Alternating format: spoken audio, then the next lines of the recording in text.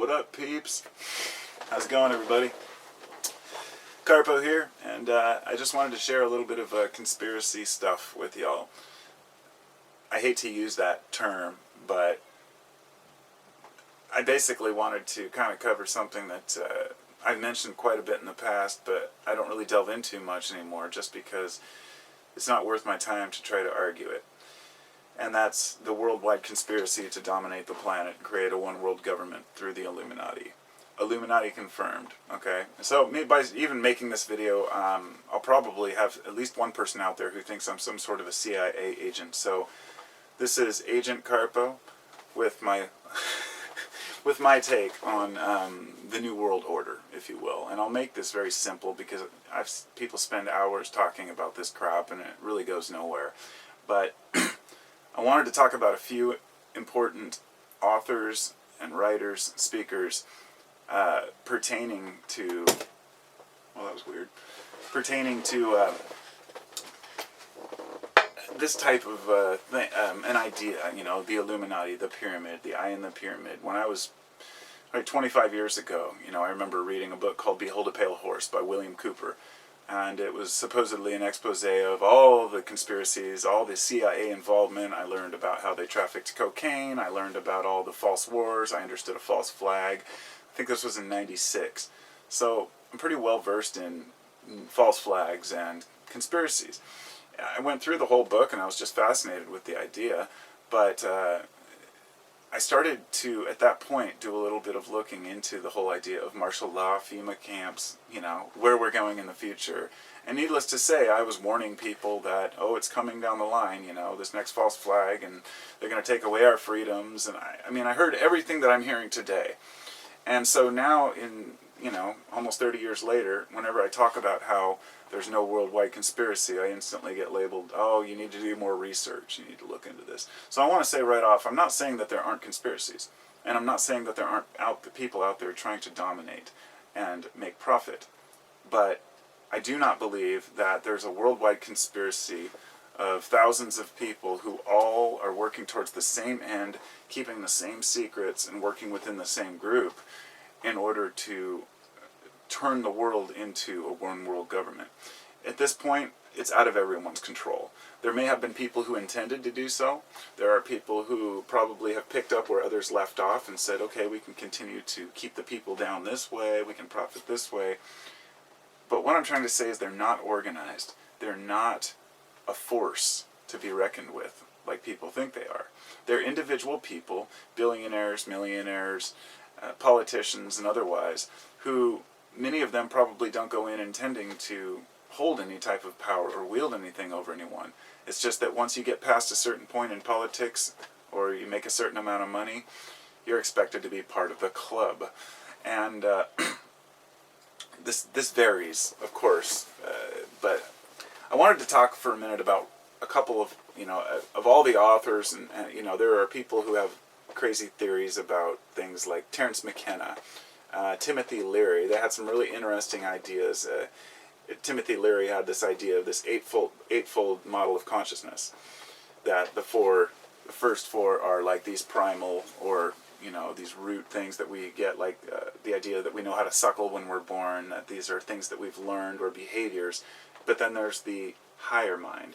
And a guy who worked on this afterwards was Robert Anton Wilson. You may have heard of him. He wrote this book right here, and this book I read about 25 years ago. It's called the Illuminati Trilogy, and a friend gave it to me, and it's a 3-part book. It's 800 pages.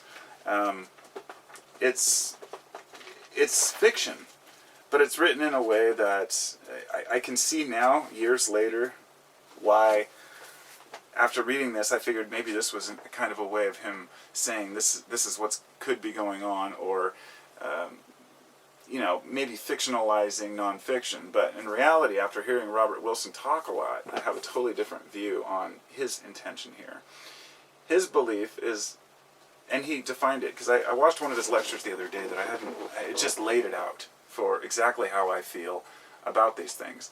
The idea that, sure, there are people out there making profit, but no, there's no such thing as the Illuminati anymore. But sure, there are groups that represent what the Illuminati stood for. However, the original Bavarian Illuminati, it was a group of people that were trying to escape religious persecution by having a group where they could discuss ideas and topics that they believed could improve the world. So you picture many of these old secret societies originated to escape from the church. So here we have the church running the state, telling everybody what to believe and what to think and which God to worship. Small factions break off and they decide to have their own groups. And they become these secret societies. They work on intelligence, intellect, understanding, and pass this on down through generations. And then, fast forward a few hundred years, and all of a sudden, they're the bad guys. And I see this reflected through a Christian majority, that now I see why the occult is considered so bad. Not satanic, of course. It's not about it being evil. It's about biting that apple. It's about that knowledge. I mean, the idea that Eve was punished for taking a bite from the apple of knowledge, I mean, it shows everything that what religion stands for in my eyes, which is subservience. Believe what I believe, do as I say, not as I do. And meanwhile, the church is committing all types of atrocities. And so these groups that formed were trying to, Francis Bacon wrote a book, it was called The New Atlantis. And it's a going theory with a lot of folks that the United States of America was founded on the principles of that book, The New Atlantis. It was about finding a place to escape and start a new world where we could do it the way we wanted to, which would be anyone's dream, living under church ruling the state. So we did create a country supposedly to separate church and state. So this guy, Robert Anton Wilson, is, I would say, between him and Alan Watts, Manly P. Hall is phenomenal, but I was always a little bit resistant to his kind of holier-than-thou attitude on some of the religious things, the idea that, well, yes, of course, reincarnation must be true, because this and this and this. I love it when people leave open-ended questions. If I can listen to a lecture that's an hour or two long, and a person doesn't give any facts or figures, but only talks about the what-ifs, if that can attract me and I can be, into that, that's something to be reckoned with. Anybody can sit and say, I don't know, who knows, it might be like this. But the idea is to take some of these ideas and work on other people's ideas, not try to be the guy who finds everything out and says, look at me, I've discovered this truth, I know the truth. I mean, how many YouTubers and elsewhere have I seen that say, I'm here to tell you the truth, you just can't listen to the truth. If you use that word, you're full of shit most of the time, because the truth is very subjective in a lot of situations. But when it comes to, there is an objective truth, yes, outside of us. There is an objective reality or I should say, not reality, there is an objective truth. But reality is fully dependent upon individual perspectives. So my reality is totally different from yours, and no matter how much we try to reconcile our differences, we'll still never see eye to eye completely. If I could get inside your head and see what you're seeing, I wouldn't be me, I'd be you. And if you get in my head, vice versa. It's one of the first principles, philosophical principles, that you can never know and experience through another person.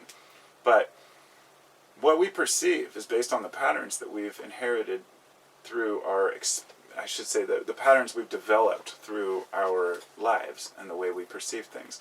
If you're constantly in fear, then you hear a loud sound, you're going to crouch down. If you have always been afraid of something, then that's going to dictate, the places you go and the things you do. But more than that, we only see a small fraction of, if that, of all the different, let's say, forces of energy that are passing by our eyes right now. Microwave, ultraviolet, infrared, everything from the lowest to the highest frequencies. These are constantly passing in front of us, but all we see is the color that's a result of the way that light interacts, the photons interact with atoms. And when we try to pick it apart, it just becomes like, whoa, wait a minute, okay, this is just reality, we'll just call it reality. I hear, I see, I feel. If I touch you, you feel. We must have a similar experience. But that's about as far as it goes. The inner dialogue that happens within us is it's so individual. So I guess what I'm getting at is that when we seek patterns, we tend to see patterns according to what we expect to see. So when it comes to conspiracies, when it comes to believing that the world is really run by a few people, I would say that in the banking industry and in the situation that's going on, these are all individual banks, individual, all the leaders of the different countries and all the people in their cabinets. Everybody's out for their own interests. And since they tend to flock together and support each other, it makes it appear that there are these worldwide conspiracies, but the whole thing is they're small groups, and they're all out for their own interests. But you have to remember that humans really aren't that capable of organizing themselves in groups over a long period of time, because the next generation is born. I mean, you could have a group of men who spend 40, 50 years working together to, take advantage of the system, whatever it might be.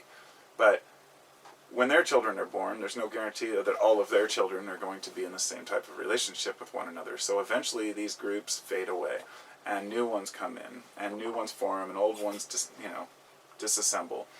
And really, it's about understanding that humans are generally selfish in a lot of ways, but that's also another learned pattern. And the thing is, when we see so many people who are taking advantage of others, it's easy to think that they're all on the same page. But they're even working against one another. They don't want to just have a bunch of billionaires and then the poor. No, they want to be the billionaire and get the money from the other guy. So they're all making deals to screw each other over too. It's, I guess the reason why I'm even saying this is because a lot of people feel defeated, like humans have, there's us and them. But it's not that simple. There are just people. Some people, I think, have realized that humans really aren't that organized. So they created this reptilian conspiracy to believe that it's reptiles, because why not? Reptilians from another dimension, from another planet, whatnot. They're team, in a team working against us. I just wanted to say, if you believe that, you just remember that reptiles are generally solitary creatures. So, just something to consider, anyway. It's really easy to believe the hype and believe what we're being told, but if it gets people all excited and it gets them all angry and they really want to fight back against corruption, you can do that without pointing the finger at invisible groups that don't exist anymore. We can do it by finding a way as I was going to say, to try to help change legislature, but we all know that the voting system it's set up to fail the people. We do know that it's not, and I guess that's the thing. It's not about those people setting us up to fail so they can gain. It's just a matter of many individuals slowly taking away the rights of the people. Making it harder to vote here and gerrymandering here. And having a little war over here just so we can get some more of these resources. And it just slowly looks like humans are just dirtbags. And then we get this image that humans are a cancer, that humans are the disease of the planet. And I don't believe that. I also don't believe that we're separate from nature, which is what we've been taught for so long. That the idea that plants were put here for us, or that we were, that we were given all these great things to use at our leisure, when in fact we're just small players in a big, big, big game. And I wouldn't even say it's like a spherical chessboard. There's really no end. Just continue making moves. And so, whatever you believe is your choice, however you feel about conspiracies. I just hope it's not emotionally devastating you if you do, because it can become an addiction to yearn for the negativity out there. To wake up in the morning, go online, and I used to look at the RSOE emergency website every day. Where's the latest earthquakes? Have there been any outbreaks of noxious agents or gases? Are there any viruses out there? And then I'd check, SO, Suspicious Observer, and then various other sun channels where they talk about, have there been any solar flares? Is the grid going to go down? Is anything going to happen? Is the banking system going to crash? That's an addiction to, it's yearning for a collapse because it's an escape in a way.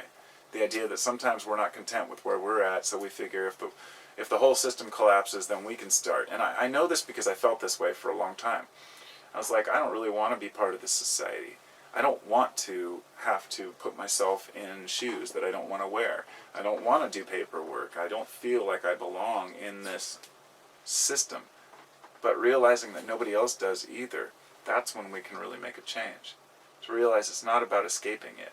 It's about using the system to your advantage as best you can, while at the same time helping other people to move forward, because we're all in this together.